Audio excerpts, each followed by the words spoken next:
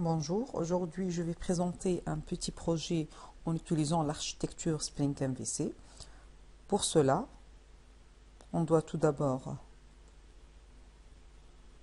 créer une base de données. J'ai déjà créé ma base, donc client, qui contient une table client contenant deux champs, login et password. Donc je vais faire un projet sur un petit exemple d'authentification. On lance maintenant notre NetBeans. Je vais faire un nouveau projet, New Project.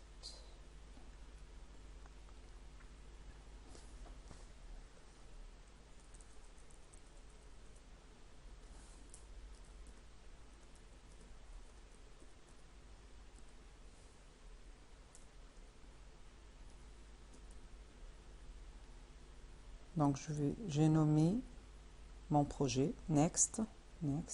Je choisis ici le framework Spring Web MVC et Hibernate. Pardon. Ici, je choisis le client comme table, ma base.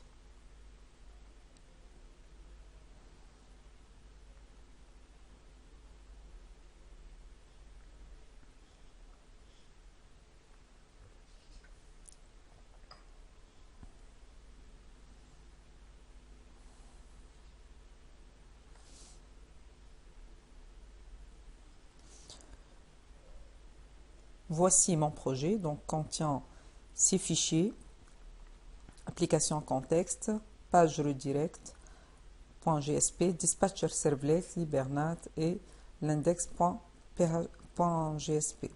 Je vais tout d'abord retourner ici pour expliquer l'architecture Spring MVC.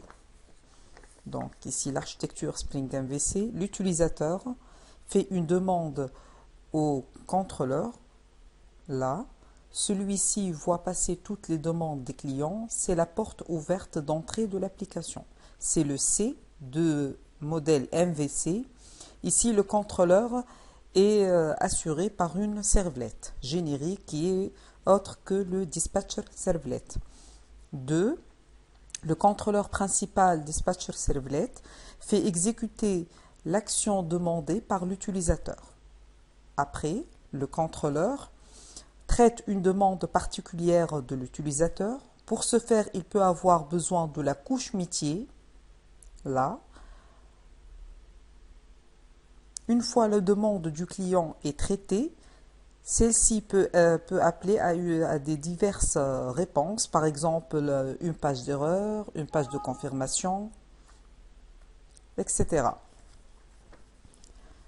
Donc là, après, le contrôleur choisit la réponse, la vue, à ajouter au client, à envoyer, au client. Ceci nécessite plusieurs étapes. Tout d'abord, choisir l'objet qui va générer la réponse.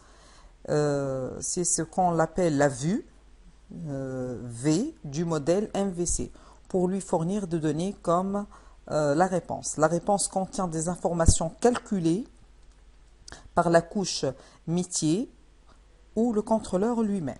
Ces informations forment ce qu'on appelle le modèle M de la vue. Après, le contrôleur, l'étape numéro 5, le contrôleur dispatcher servlet demande à la vue choisie de s'afficher.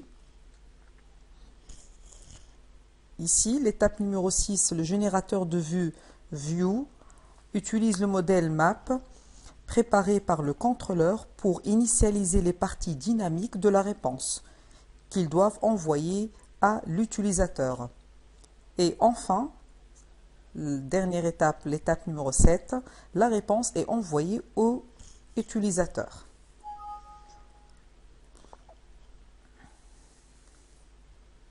Donc je reviens ici à mon projet.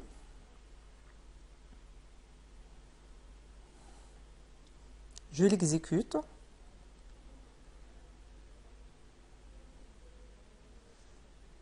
Il va m'afficher la première page qui est là, voilà, ici, Welcome to Spring MVC Project. Cette page, la première page, index.gsp. de l'exécution. On passe maintenant. Je vais créer page redirect. Donc dans cette page, je vais créer un formulaire qui va contenir login, password et le bouton connexion. Donc le code, je l'ai déjà préparé.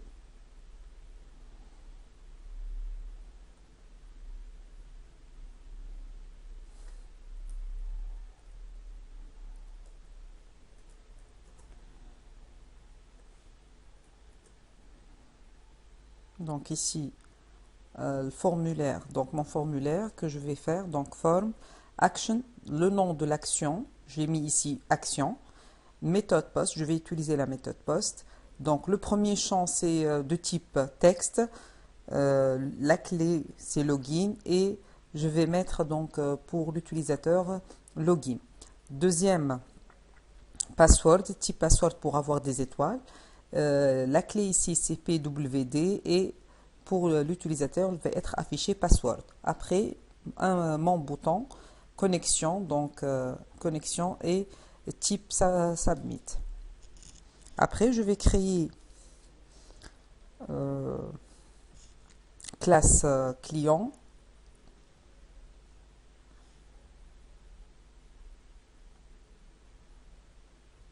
New package entity.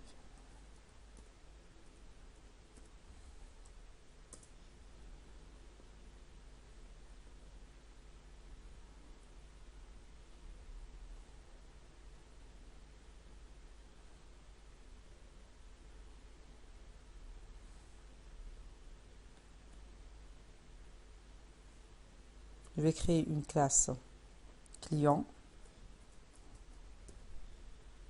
Elle va contenir les informations de ma table.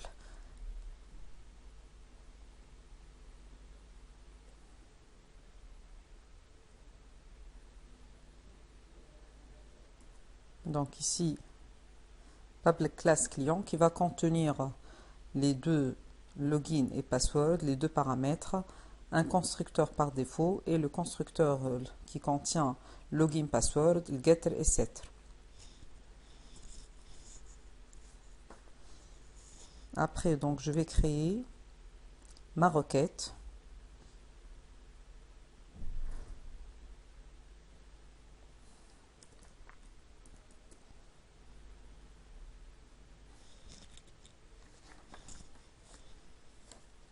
Donc ici, c'est ma requête.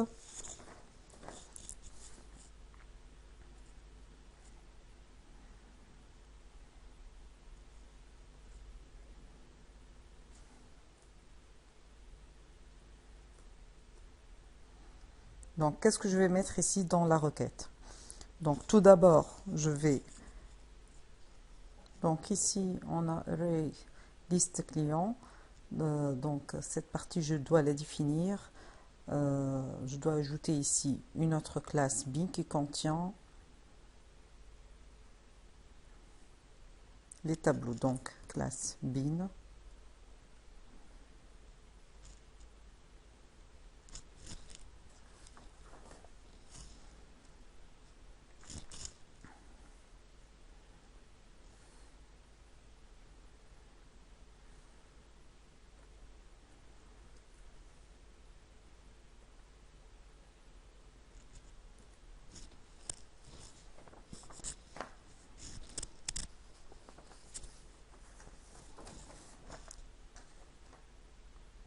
Donc ici, classe bin, je dois importer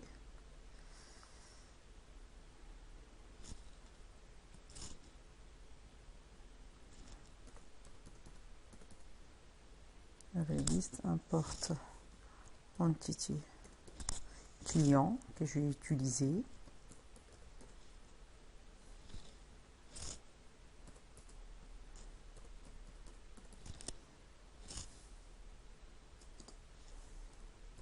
Import java.util.vector.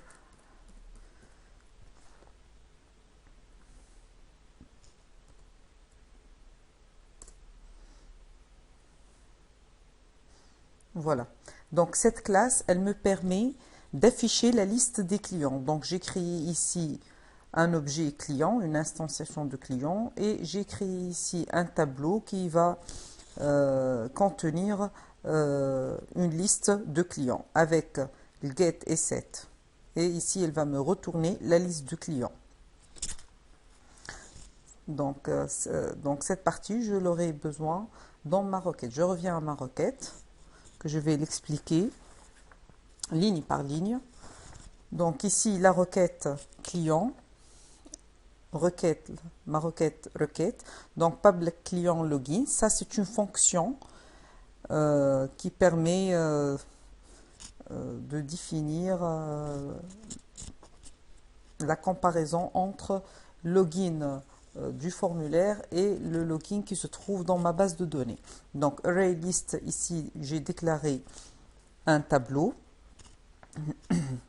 C'est une liste client contenant les informations d'une personne, c'est-à-dire login et mot de passe. Ici, j'ai créé ici une instantiation de l'objet client. Après, donc class for name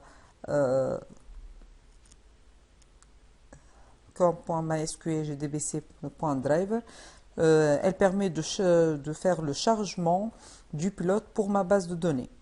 Donc ici, c'est la connexion à ma base, get connection, dans cette partie. Elle permet de faire la connexion à ma base. Donc voilà, ça c'est l'user, username, le mot de passe, j'ai pas mis de mot de passe, et ça c'est ma base qui est nommée client. Donc après avoir préparé la connexion à ma base, je dois préparer la requête. Donc ici la requête, je vais sélectionner tout à partir de ma base de données, à partir de la table client. Donc ici, pour cela, je dois définir PR qui va contenir la requête. Après, donc result set rs égale pr.execute query. Cette instruction permet d'exécuter ma requête select, déjà prédéfinie. Après, donc il y a des objets, il y a des éléments, qu'est-ce que je dois faire? Prendre le login à partir de la table et la mettre dans le login ici, en utilisant la méthode set, bien sûr, pour modifier, et ici, en utilisant la méthode get pour prendre login à partir de ma base de données. Donc ici, je vais prendre donc p.setLogin pour modifier le login et pour modifier aussi password. Je vais ajouter login et password au client dans la liste. Donc je vais faire ici add pour ajouter dans la liste le client à partir de la base de données. Donc ici, j'ai ajouté à partir de la base de données un client. Donc tout ça se trouve dans un bloc de try-catch. Et enfin, je vais retourner ici. Qu'est-ce que je vais retourner? Je vais retourner P qui est n'autre que le client qui contient deux variables, login et password. Donc avant d'oublier, je dois faire la connexion. J'ai fait la connexion. Je dois ajouter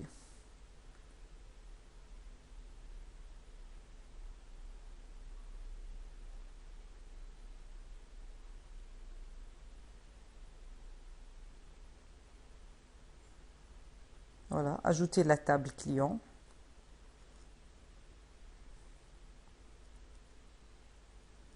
Ici, voilà, j'ai ajouté déjà la table client dans ce fichier. Donc, ma requête, elle est faite.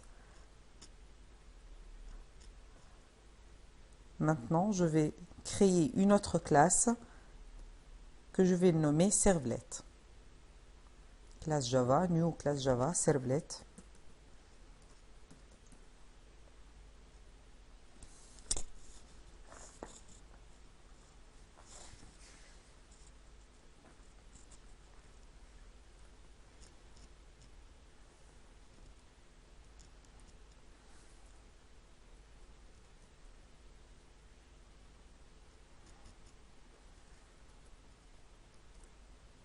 Donc ici,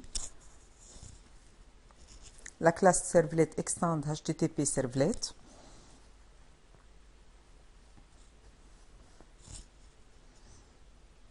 Donc ici, protect void do post, HTTP servlet request, rec, HTTP servlet response, rest through exception servlet exception.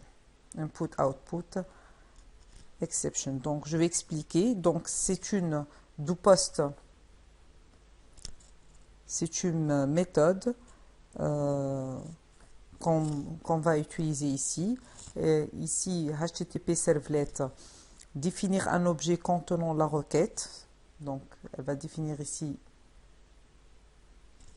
la requête rec. Elle va contenir ma requête en utilisant le protocole HTTP. De même, donc HTTP servlet response, elle va contenir, donc REST, elle va contenir la réponse.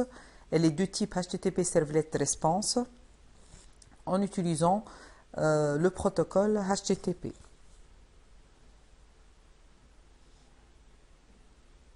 Après, je vais créer un objet, une instantiation d'objet client. Je vais créer aussi une autre variable nommée R. C'est une instantiation de l'objet requête.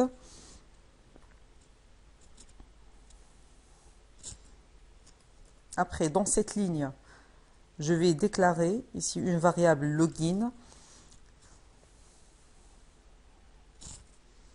Je vais mettre dedans donc requête.getParamètre login. Donc ici login, je vais définir donc une variable dans laquelle je vais mettre mon login. Et je vais définir aussi une variable où je vais mettre password. Donc login et password ici sont prises à partir de mon formulaire. Après, ici R égale à C égale à R.login. Ça, j'ai fait appel à la fonction login déjà créée ici dans la requête. Donc, j'ai créé ici une fonction login. Je vais faire ici dans servlet l'appel à cette fonction pour après comparer entre login du formulaire et login que j'ai dans ma base de données. Donc, après avoir appelé la fonction, donc je vais faire ici le test. If c.getLogin.equalLogin égale à true, la première chose à faire, c'est ouvrir une session de travail. C'est quoi une session? Donc, une session permet de mémoriser les informations relatives au client d'une requête à une autre, tout au long du visite de l'utilisateur, jusqu'à ce que l'utilisateur ferme son navigateur. Donc, cette session, elle permet de sauvegarder et de mémoriser ces informations. Donc, session, je déclare une variable que je l'appelle session de type HTTP session. Request.getSession égale à true pour ouvrir ici une session. Et session.setAttribute login. Donc, c'est-à-dire, je vais ce login, le deuxième, je vais mettre le contenu de ce login dans la clé login qui se trouve là.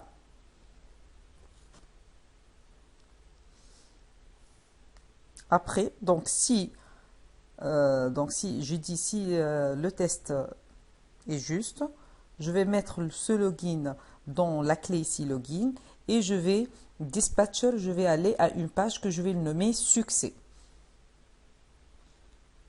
Sinon, si le login donc n'est pas juste, il est false, donc le test, je vais aller à une page qui s'appelle erreur. Donc, je vais créer deux pages succès et erreur ici.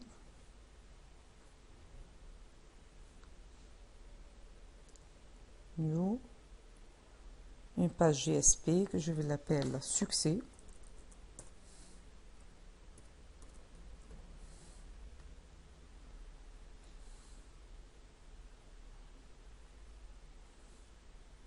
Et une autre erreur. Pardon, je vais le mettre là.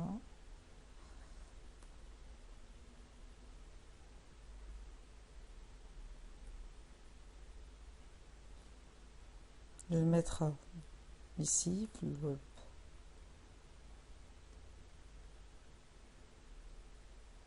une page JSP.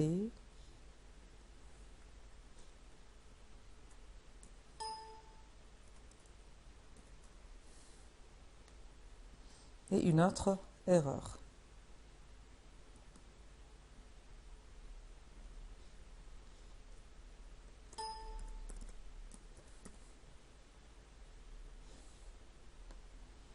Dans la page erreur, donc je vais écrire page erreur.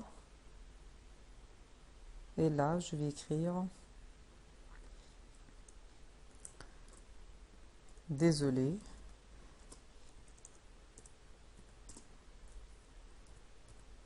Votre login et password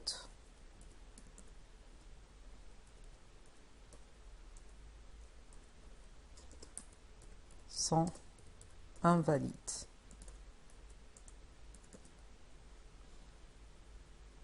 Et dans la page succès,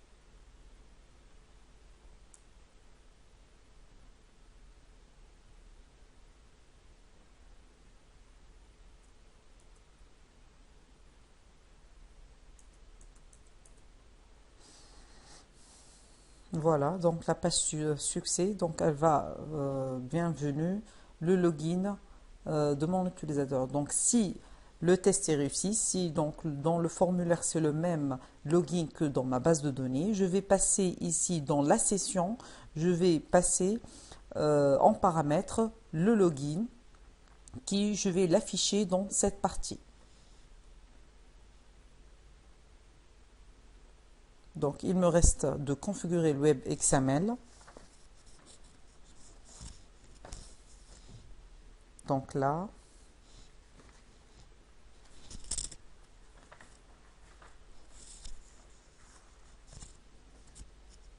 donc ici, servlet, name, je dois avoir la même que la page redirect, ma première page. Ici, je vais mettre attends, je vais voir. Donc ici, l'action, voilà le nom de l'action.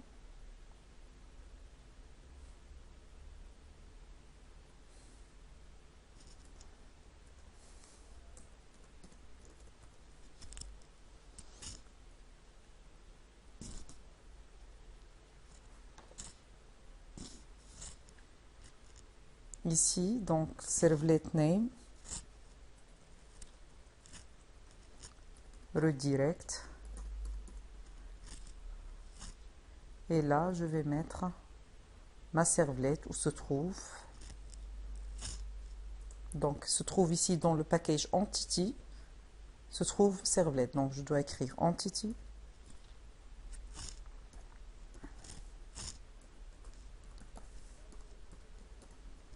Servlet. Voilà. Donc, ça, c'est le projet. J'ai créé donc 3 pages JSP, la connexion à ma base de données, ici les classes .java, la librairie elle contient tout Spring Framework et maintenant je vais tester l'application.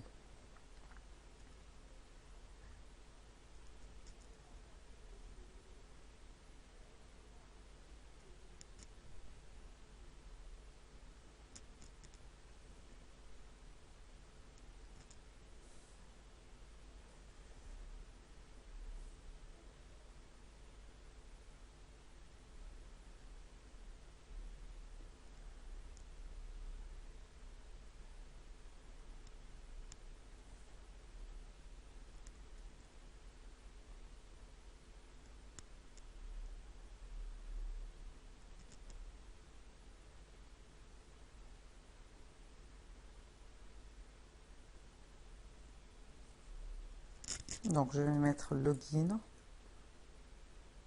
et password juste.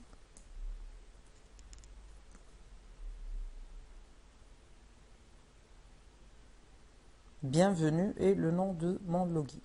Maintenant je vais mettre un autre login et password qui sont fausses, les deux. Il va m'afficher, voilà, ma page erreur, désolé, votre login et password sont invalides. Merci pour votre attention.